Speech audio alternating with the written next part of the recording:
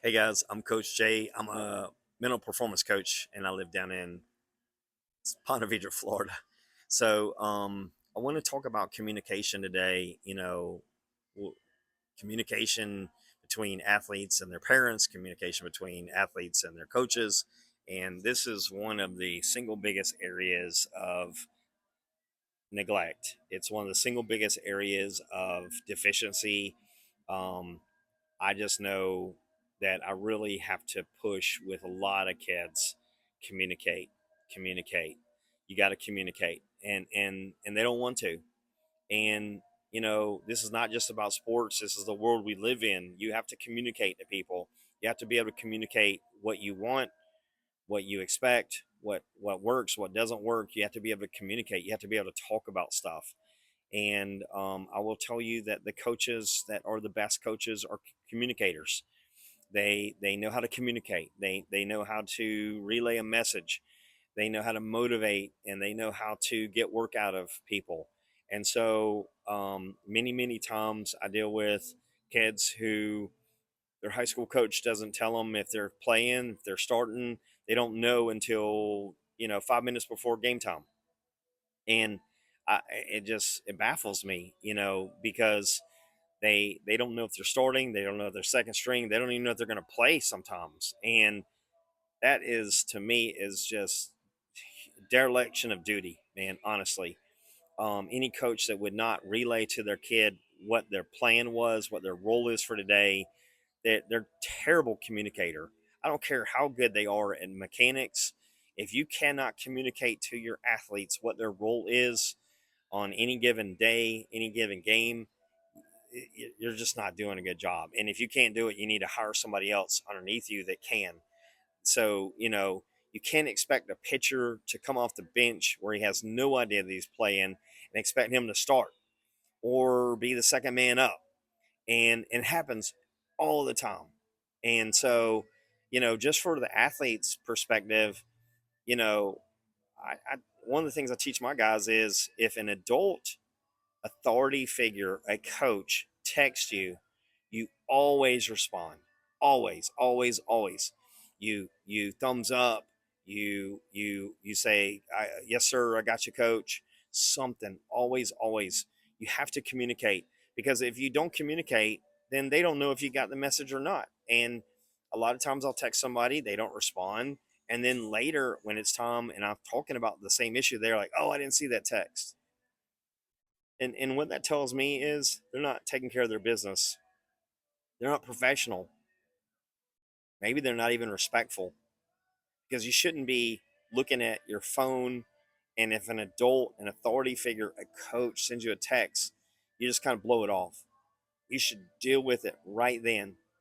If you got too many things going on where you can't deal with it right then, just man, you need to simplify your world. You might be doing some stuff you don't need to be doing, spending too much time with people that aren't going to help you get better in life.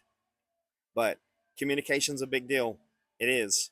And I'm not talking about just getting on social media and sending a bunch of stuff out there. I'm really not talking about that. I'm talking about communicating to individuals, texting, talking, picking up the phone, calling people is very important. And you know, I think many times a lot of these programs, especially in Georgia, a lot of the coaches will not talk to parents during the season. And honestly, I don't have a problem with it because most of the time they're overburdened by parents just trying to ask for too much. Why is my son not playing? Everything is about playing time. They want, we got to have film so we can play in college. And it's just a lot of selfishness, honestly. Nothing about how can my child get better? How can they help the team more? What do they need to do? It's really many times it's not about that. It's just they just want to know how they can get more playing time. I don't blame coaches. I don't want to sit there and talk to your kid about how they can get more playing time because they just gave a half-ass effort in practice, sitting over there talking to their friends, not taking it seriously. Like dude, that's why you're not playing. Like you got to be serious about this stuff. The coach is going to play his best players. If he doesn't, he's going to lose a lot of games. So, but just kind of going back to the whole communication thing, I would rather you over communicate than not communicate at all.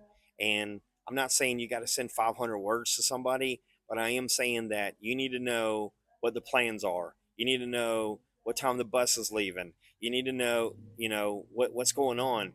And if you don't know those things, go to a position coach, go to a coach that you know better, like an assistant coach that is willing to talk to you about these things. Get the information from them if you don't want to hit up your head coach. So, I think that communication, I mean, we could talk about this for days. Honestly, we could talk about it for days. But the main points that I'm trying to make is you need to communicate. You need to be able, when somebody asks you how you're doing, you need to be able to say good, more than good. You need to be able to say, I'm having a good week. Had practice on Tuesday, had a really good practice. Thursday, I worked with my trainer. That went really well. We got a game on Friday night. You need to be able to give more than okay, good, fine, those kind of answers if you want to be successful at your sport, and for that matter, successful in life. And maybe some of those skills you practice with your friends, where you're just talking to your friends, but you also talk to teachers. And but a lot of the kids, when I first start talking to them, they're a little bit, I don't know if intimidated is the best word, but they're just not used to talking to an adult one on one. And so a lot of times, a lot of the kids I'm talking to, they don't have much to say. And I really push them. You got to talk. What's going on? How did practice go? How's your private lesson? What are y'all working on? And as you start to communicate and talk more, you recognize that that's how you learn, that's how you grow, that's how you develop, that's how you nurture your gift and your skills. And so, I do this 7 days a week where I'm talking to kids, and I really enjoy it. And most of my kids do a really good job of it. And I'm always pushing them to talk more and to be able to explain things. But this it's also indicator of your confidence level. If you can talk, it shows you're confident. If you don't talk, a lot of times people think of you as an introvert, like he doesn't have it. But you have to have these skills in the world. You have to have the skills. Playing video games. Not many jobs that pay for playing video games, watching TV, all these landman, all this stuff. I'm sure this stuff is great, but it's not real to me.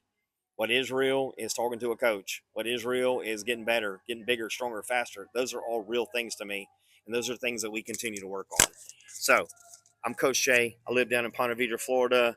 I'm a mental performance coach. If I can help you, check me out on Sports Psychology Today, under listed as Coach Jay. My website, sportsintervention.com. I can be found on X at College Scout FB. I hope you'll like this video. I hope you'll subscribe. I'm trying to get some messages out there that I think will help young people. And, whether you're a customer of mine or not, that's okay. I just want to help this next generation get better, and to be able to survive in this world that we live in. The world is a cruel teacher. And if you don't have certain skills, you're not going to get as many opportunities as the kids that do have the skills. So, all that being said, hope you have a great week. God bless.